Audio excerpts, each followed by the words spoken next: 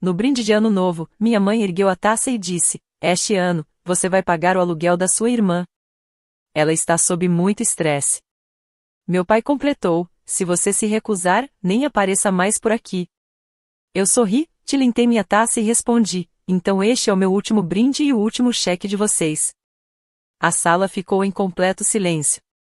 Eu sempre soube que era o plano B, não o filho dourado, nem o rebelde, apenas aquele que juntava os pedaços, aquele em quem eles se apoiavam quando tudo ficava inconveniente.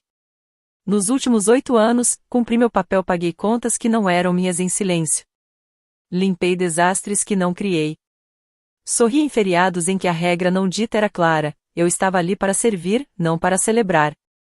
E todo ano novo o padrão se repetia como um relógio.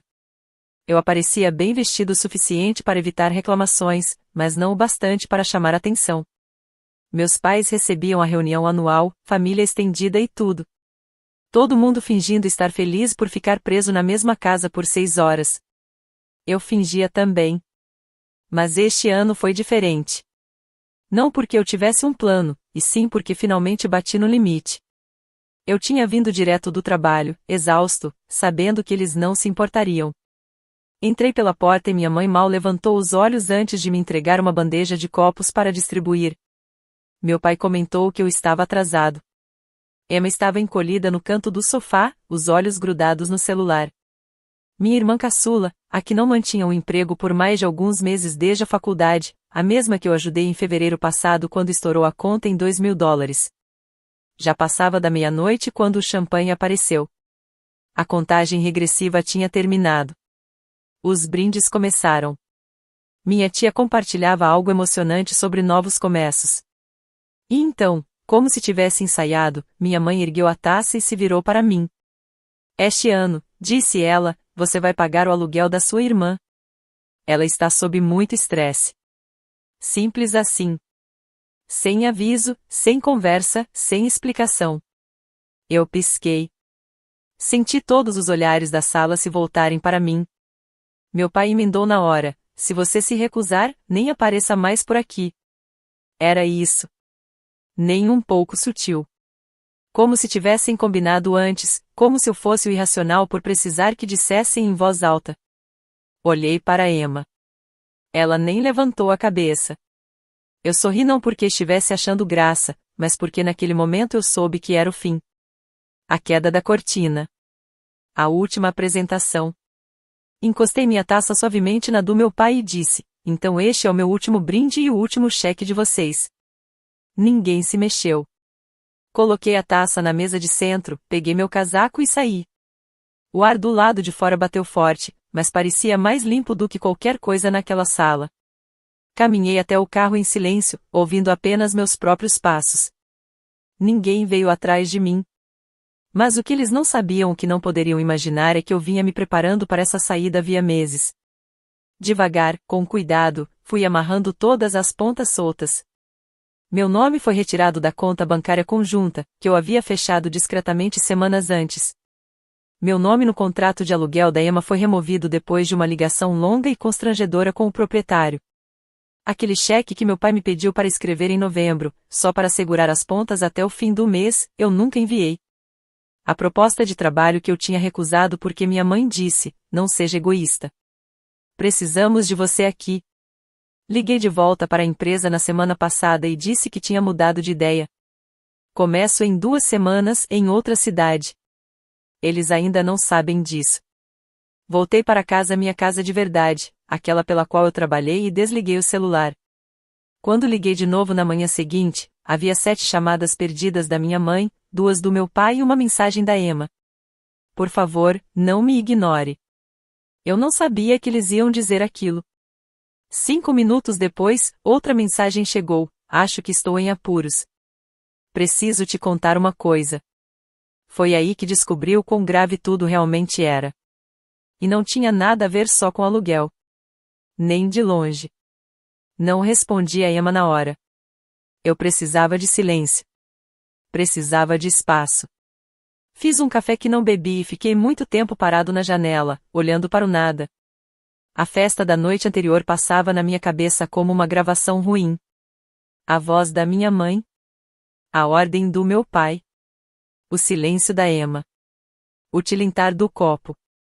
Minhas palavras: este é o meu último brinde e o último cheque de vocês. Achei que sentiria alívio ou liberdade. Mas, na maior parte, senti apenas um vazio, não arrependimento, nem dúvida.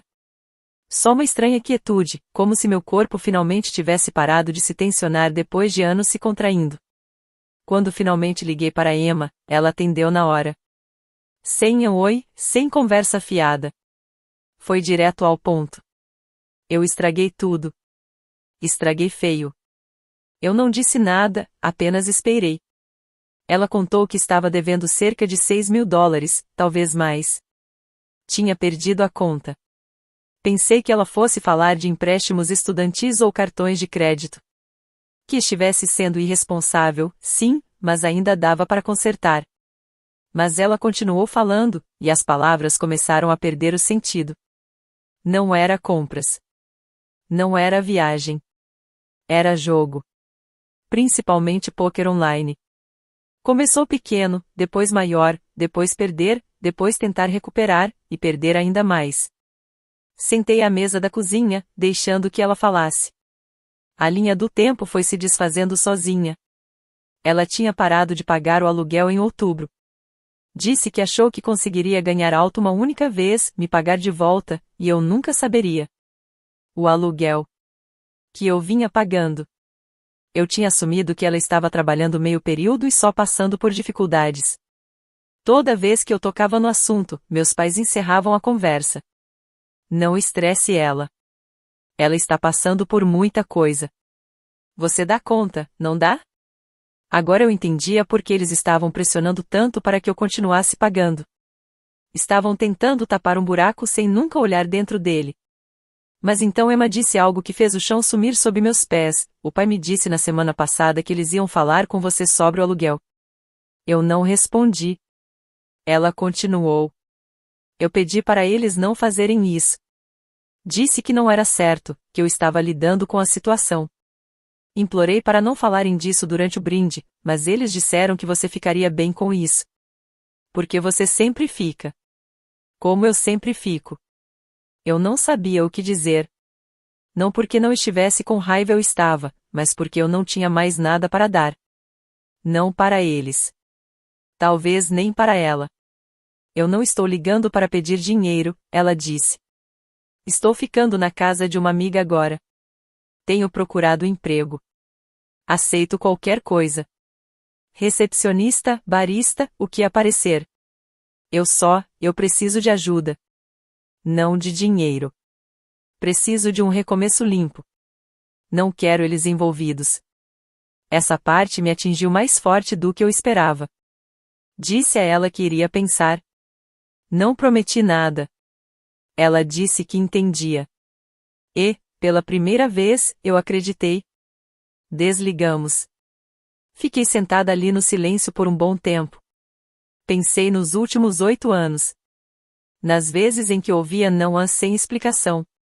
Nos aniversários que passei trabalhando porque precisavam de mim em casa. No casamento da minha melhor amiga que perdi porque Emma teve um colapso e eu era a única que conseguia acalmá-la.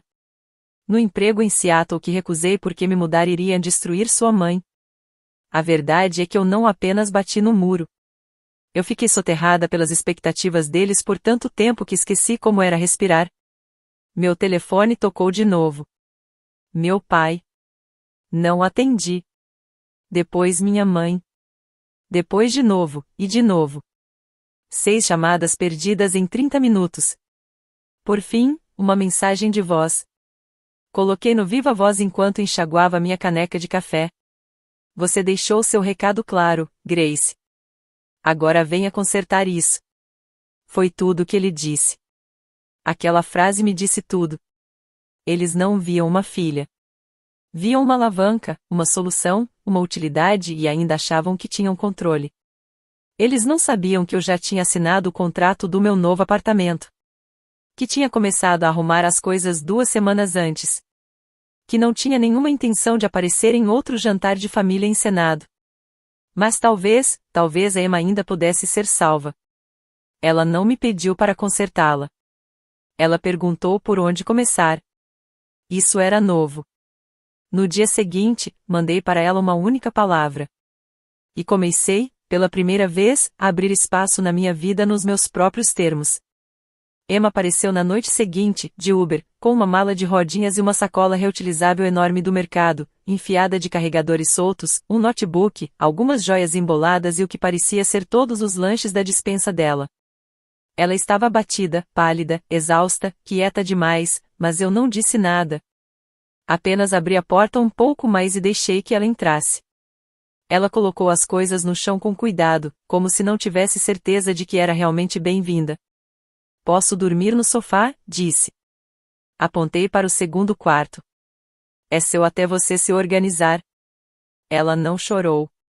Não desmoronou.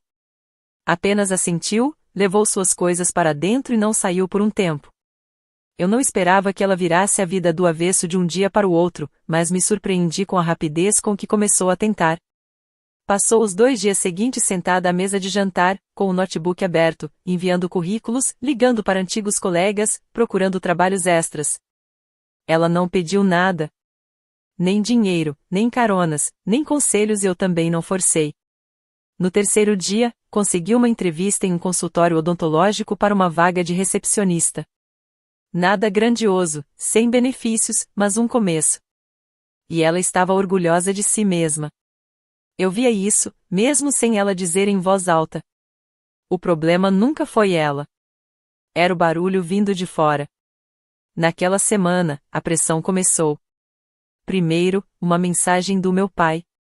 Apenas 5 palavras, precisamos conversar agora. Depois, uma da minha mãe, você já deixou seu recado. Chega. Em seguida, uma sequência de mensagens de voz. Eu não ouvi. Não precisava. Conhecia o roteiro. Eles tinham passado do choque para a fúria. Quando isso não funcionou, mudaram para a culpa. A minha favorita foi o e-mail em grupo que enviaram para mim, para Emma e para minha tia. Assunto: assuntos de família. Mensagem: estamos decepcionados. Estamos de coração partido, mas ainda somos seus pais. Esperamos mais. Nenhum pedido de desculpas, nenhuma responsabilidade, apenas a versão habitual deles de decepção. Uma arma disfarçada de amor. Mas o pior veio depois. Quando perceberam que eu não estava respondendo, começaram a mirar na Emma. Ela voltou do trabalho uma noite, no segundo dia no emprego novo, e jogou o celular no sofá. Eles querem que eu volte. Disseram que vão me perdoar se eu sair da sua casa. Que vão limpar minha dívida se eu aceitar fazer aconselhamento com o grupo da igreja da mamãe. Olhei para ela. Eles disseram que você encheu minha cabeça de besteira. Que você tem inveja de mim. Que quer me manter dependente para se sentir melhor com a própria vida. Teria sido engraçado, se não fosse tão familiar. Eles sempre reescreviam a história quando começavam a perder o controle. Eu já tinha visto isso antes com amigos antigos que eles afastaram, com o nosso tio que se recusou a assinar como fiador, até com a minha tia, que ficou 3 anos sem ser convidada para o dia de ação de graças depois de dizer à minha mãe que ela precisava de terapia. Eles não vão parar, né? Emma perguntou. Não. Não enquanto você continuar ouvindo. Ela assentiu devagar. Eu bloqueei os números deles. Foi a primeira vez que realmente acreditei que ela queria sair. Não só da dívida ou da culpa, mas deles. No dia seguinte, levei-a para fazer compras. Nada chique, só o básico para o trabalho. Calças que servissem bem, blusas que não parecessem ter saído de araras de liquidação. Ela tentou discutir comigo na loja, disse que ia me pagar de volta. Eu mandei parar de falar e escolher a cor que gostava. Enquanto isso, mantive a porta fechada. Ignorei todas as ligações, todos os e-mails, todas as mensagens cuidadosamente escritas para me fazer sentir a vilã da minha própria vida. Até a noite de quinta-feira. Às 23h12, houve uma batida alta e desesperada na porta da frente. Não daquelas educadas. Daquelas que fazem o estômago afundar. Olhei pelo olho mágico. Meu pai. Eu não abri. Ele ficou ali por 2 minutos inteiros. Então se aproximou ainda mais da porta. Você a destruiu, ele disse. Ela já era fraca antes, mas pelo menos nos amava. Você a envenenou, e vai se arrepender disso. Então foi embora. Eu apaguei a luz da varanda. Dentro de casa, Emma estava sentada na beira da cama, no escuro. Ela tinha ouvido tudo. Você acha que eles alguma vez nos amaram? Perguntou. Do jeito que deveriam. Sentei ao lado dela. Acho que eles amavam o que a gente fazia por eles. Ela assentiu. Eu não quero ser como eles. Você não vai ser. O silêncio se estendeu entre nós. Não um silêncio desconfortável, apenas real. Pela primeira vez, percebi que finalmente estávamos do mesmo lado em alguma coisa. E eu tinha parado de resgatá-la, porque agora ela estava saindo sozinha. Depois disso, tudo ficou quieto. Não um silêncio de paz, daquele que parece ensaiado. Um silêncio diferente. Emma entrou numa rotina mais rápido do que eu esperava. Acordava cedo, trabalho, voltava para casa. Parou de ficar rolando a tela do celular à noite e começou a dormir antes da meia-noite. Não falava muito sobre o jogo Animore, mas eu sabia que aquilo ainda estava ali, no fundo da cabeça. Ela começou a anotar os gastos num caderno que deixava sobre o balcão da cozinha. Cada real que entrava, cada real que saía. Sem drama, sem comentários. Eu não fiquei em cima. Não perguntava como ela estava se sentindo. Achei que, se eu a tratasse como alguém capaz, talvez ela começasse a acreditar nisso também. Por quase 2 semanas, meus pais ficaram em silêncio. Nenhuma ligação, nenhuma mensagem, nenhum e-mail surpresa com assuntos como a família ou a urgente. Eu não confiei nem por um segundo. Eles nunca ficavam quietos sem estar planejando algo. Só não esperava que o próximo golpe viesse pelo meu trabalho. Fui chamada para uma reunião com o RH numa tarde de terça-feira. 2 pessoas que eu mal conhecia, sorrisos educados, linguagem neutra. Disseram que havia sido levantada uma preocupação. Anônima. Alguém alegava que eu estava explorando financeiramente um familiar vulnerável e que isso poderia estar afetando meu desempenho. Quase ri. Quase. Perguntei que provas tinham. Disseram que nenhuma, apenas uma denúncia. Precisavam seguir o protocolo. Expliquei a situação da forma mais limpa possível, sem arrastar toda a minha infância para dentro de uma sala de reunião.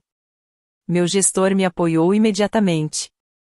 Meu histórico falava por si só. A reunião terminou com pedidos de desculpa e garantias vagas, mas o recado foi claro. Eles estavam indo atrás da minha estabilidade agora. Quando contei para Emma, achei que ela fosse entrar em pânico.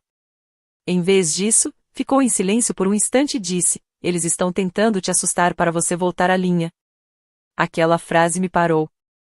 Eles não podem me obrigar a voltar. Não podem me obrigar a pagar. Então estão indo atrás da coisa que acham que você mais valoriza. Eu assenti. Seu trabalho. A nossa alavanca, ela corrigiu. Eles acham que ainda tem alguma. Naquela noite, minha tia me mandou uma mensagem. Não foi um como você está ao casual. Foi direto. Podemos nos encontrar? Só você e a Emma. Acho que vocês precisam ouvir isso pessoalmente. Encontramos com ela em um diner à beira da estrada. Um daqueles lugares com cardápios plastificados e café ruim. Ela parecia cansada, mais velha do que da última vez que eu a tinha visto. Não pediu comida. Primeiro, deslizou o celular pela mesa. A tela estava aberta no aplicativo de notas, com uma lista de datas e valores em dólares, empréstimos, presentes, ajudas emergenciais, tudo vindo de diferentes familiares, tudo, segundo ela, da sua mãe. Ao longo dos últimos 3 anos. Emma se inclinou para mais perto. Ela nunca me pediu dinheiro, disse. Porque contou uma história diferente para cada pessoa, respondeu minha tia. Para mim, era você tendo um colapso. Para seu primo, eram contas médicas. Para sua avó, era o negócio do seu pai falindo. Senti algo se torcer no peito.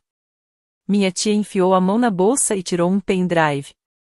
Ela tentou abrir um cartão de crédito no nome da Emma no mês passado. Usou meu número como referência. Foi aí que comecei a fazer perguntas. Emma ficou completamente imóvel. Depois disso, comecei a gravar as ligações. Minha tia continuou, por precaução. Empurrou o pendrive na minha direção. Talvez você queira isso. Eu ainda não conectei o pendrive. Não precisava. Eu acreditava nela. Ela está em pânico, disse minha tia. E quando entra em pânico, fica descuidada. Fiz a pergunta que estava entalada na minha garganta desde o começo. A avó sabe. Minha tia sorriu devagar, um sorriso afiado. Agora sabe. E não está nada feliz. Aparentemente, a avó já tinha convidado todo mundo para um jantar de família dali a 2 semanas. Enquadrado como reconciliação, recomeço, ano novo, energia nova. Meus pais acharam que era a chance deles de juntar tudo de novo, redefinir a narrativa, me colocar de volta no meu lugar. O que eles não sabiam era que a avó vinha fazendo perguntas. Perguntas quietas. Ligando para as pessoas uma por uma, alinhando histórias, encontrando as falhas. No caminho de volta, Emma ficou olhando pela janela. Eles me disseram que você era egoísta, ela disse. Que só se importava com a família quando te beneficiava. Eu não respondi. Disseram que você me abandonaria no segundo em que eu me tornasse inconveniente. Apertei o volante. E eu acreditei neles, ela acrescentou. Até agora. Ficamos um tempo em silêncio. Eles não tinham apenas se apoiado em mim. Tinham ativamente envenenado a visão dela sobre mim. Mantido a gente dividida. Mantido eu responsável e ela dependente. Mas o roteiro estava rachando. E, pela primeira vez, eles não eram os que controlavam a sala. Eles ainda não sabiam, mas a reunião na qual estavam apostando estava prestes a se transformar em algo completamente diferente. E desta vez, eu não sairia mais cedo. Eu não confirmei presença. Foi intencional. Eu sabia que esperavam que eu fizesse isso.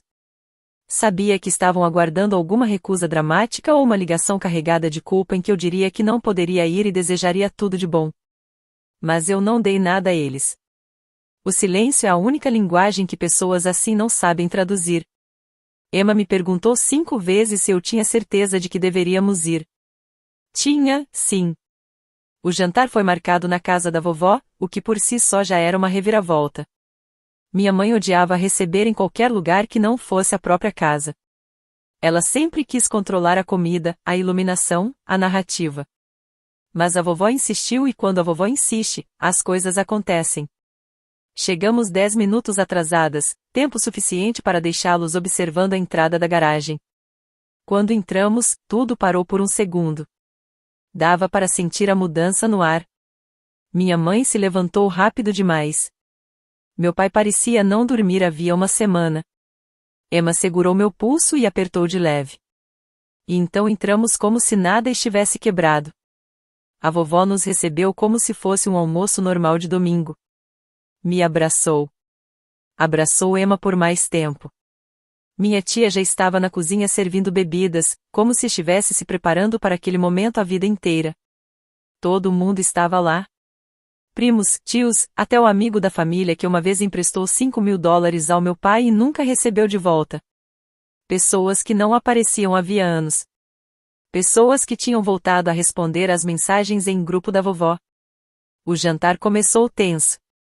Conversas leves. Risadas forçadas demais. A tensão estava por trás de cada sorriso. Emma ficou em silêncio a maior parte do tempo. Eu perguntei à minha prima sobre o emprego novo dela e evitei qualquer contato visual com a minha mãe. Foi minha avó quem finalmente cortou o teatro. Ela bateu de leve o garfo no copo e se levantou. Sem discurso, sem introdução. Eu quero falar sobre mentiras. Foi como se todos os músculos da sala congelassem. Ela começou com a própria história. Contou como disseram a ela que eu era instável. Que a Emma estava em queda livre. Que a família precisava de ajuda urgente e que ela não deveria fazer muitas perguntas. Que qualquer resistência era uma traição. Então ela olhou para mim. Eu acreditei nisso. E tenho vergonha disso. Minha mãe tentou interromper. A vovó levantou a mão. Depois se virou para o meu pai. Você me disse que a Grace tinha destruído sua família. Que tinha afastado a Emma e virado ela contra vocês. Mas eu ouvi as gravações. Li as mensagens. Falei com todos de quem vocês pegaram dinheiro emprestado. Silêncio absoluto. Minha mãe ficou pálida. Meu pai abriu a boca, fechou de novo. Você usou o nome da sua filha para solicitar um cartão de crédito, disse a vovó. E depois disse a Emma que ela devia lealdade a vocês. Ela então gesticulou para a mesa. Convidei todos aqui porque queria que ouvissem a verdade. Nada mais de cochichos pelas costas. Nada mais de manipulação em particular. Todo mundo ouve tudo. Naquela noite, a sala se abriu. Depois disso, minha tia falou. Contou a história inteira, o pendrive, as mensagens, as ligações. À meia-noite, minha prima acrescentou a parte dela. O dinheiro que tinha dado, as promessas feitas e quebradas. Um por um, as pessoas começaram a falar. Pequenas histórias que pintavam um quadro muito grande. Emma ficou perfeitamente imóvel ao meu lado. Ela não chorou. Ela não se encolheu. Ela ouviu. Quando tudo terminou, eu me levantei. Não tinha planejado dizer nada, mas o momento pediu. Eu não abandonei a família, eu disse. Abandonei um papel que nunca concordei em interpretar. Ninguém aplaudiu. Não precisava. Minha mãe finalmente falou. Eu só estava tentando manter tudo junto. A vovó balançou a cabeça. Não. Você estava tentando manter tudo em silêncio. Não houve gritos, nem portas batendo. Apenas o desfiar longo e doloroso de algo que tinha sido construído sobre mentiras por anos. Emma e eu saímos mais cedo, mas não em silêncio. Dessa vez, abraçamos as pessoas. Nos despedimos. Fizemos planos de verdade. E as pessoas nos olharam de um jeito diferente. Não como problemas, nem enigmas, nem ameaças. Apenas como pessoas. No caminho para casa, Emma ficou olhando pela janela. Eles não vão parar, disse baixinho. Mesmo depois disso. Não, concordei. Mas eles não têm mais controle. Ela assentiu devagar. Recebi meu pagamento hoje, ela disse, e isso me fez olhar para ela. E fiz o último pagamento do meu cartão de crédito. Saí do vermelho. Encostei o carro, olhei para ela. Emma estava sorrindo. Também comecei um blog, ela disse. Sobre recuperação, dinheiro e reconstrução. É anônimo, mas já tenho 300 seguidores. Um deles é uma terapeuta que perguntou se eu consideraria escrever como convidada. Eu pisquei. Você está mesmo fazendo isso? Estou, ela respondeu. Acho que sim. Eu não disse nada. Apenas voltei a dirigir. Pela primeira vez em anos, a estrada à frente realmente parecia minha. Atualização final. 6 meses depois, fomos convidadas de volta. Mesma casa, mesma anfitriã, a vovó, de novo. Desta vez, era apresentado como uma celebração. Nenhuma promessa vaga de reconciliação. Nenhuma armadilha emocional disfarçada de jantar simples. A mensagem era clara: Emma tem algo para compartilhar. Venha se quiser ouvir. Nós fomos. Claro que fomos. A diferença é que, dessa vez, não estávamos nervosas. Não estávamos entrando em território inimigo. Não estávamos nos preparando para o impacto. Emma agora tinha seu próprio carro, um Atibac surrado que comprou à vista. Estacionou em frente à casa como um troféu.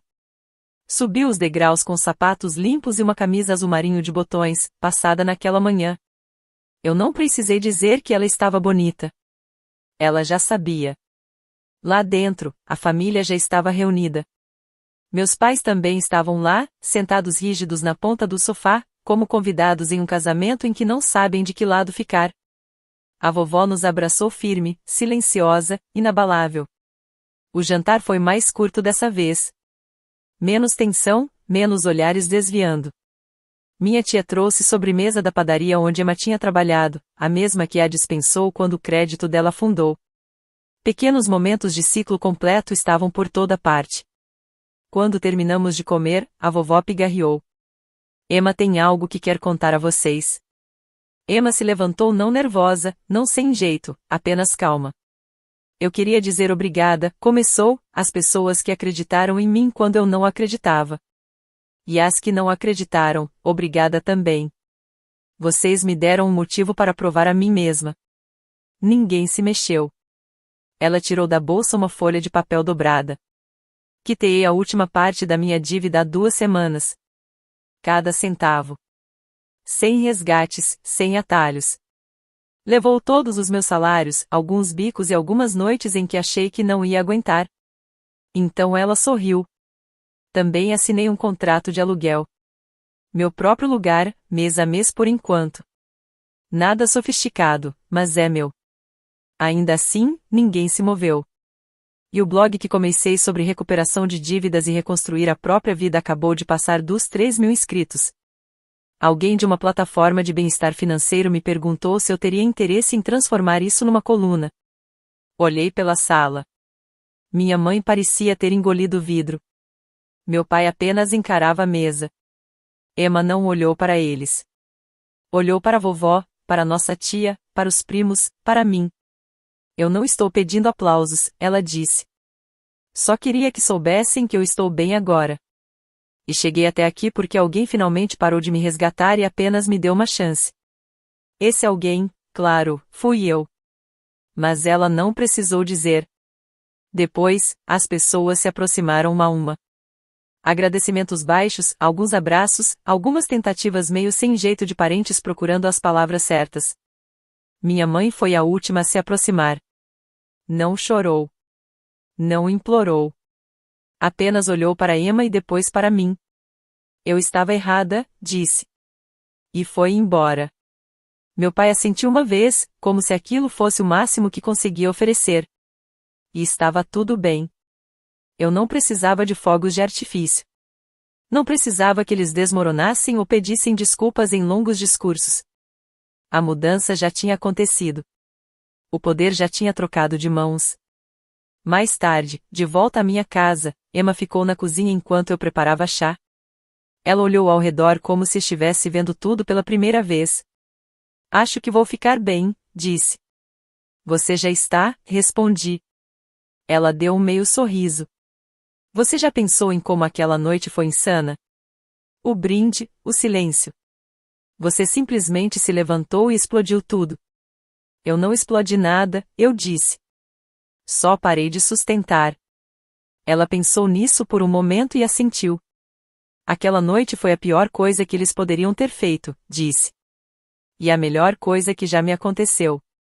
Para mim também. Ficamos em silêncio por um tempo depois disso.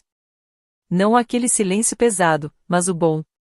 O tipo que chega quando a guerra acaba e você finalmente está sentada na sua própria casa, sem o peso de mais ninguém nas costas. Aquele brinde de ano novo quebrou tudo. Mas talvez fosse isso que precisava acontecer. Algumas coisas precisam se despedaçar antes que alguém perceba que nunca foram construídas direito desde o começo.